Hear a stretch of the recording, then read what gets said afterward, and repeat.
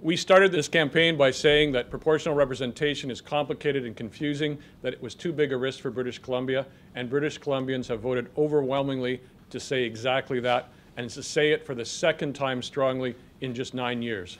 In our view, this is the end for proportional representation proposals for as long as we can see into the future.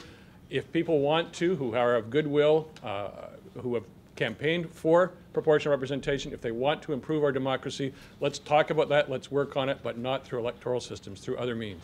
People appreciate, and I think our message got through loud and clear, that there is no argument for changing our form of government in British Columbia to bring in governments that are risky and unstable. That does not help British Columbia.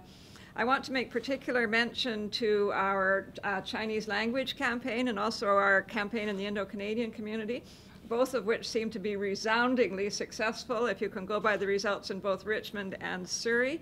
And one of the points that I made throughout the campaign was that this proportional representation was never fair to British Columbians, and it was particularly unfair to people who do not speak English as a first language.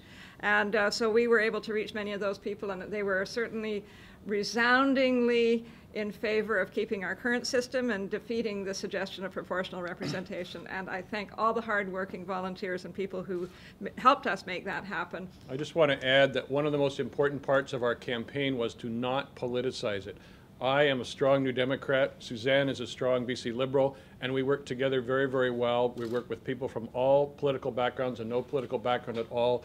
And unfortunately, this referendum, more than any other, was politicized. And I think that was a mistake on the part of the government and the Green Party. And I think that's not the way we should decide these things. We made very strong submissions at the beginning of the consultation process. Almost all of them were rejected. And I think that was, again, one of the mistakes that was made in this process.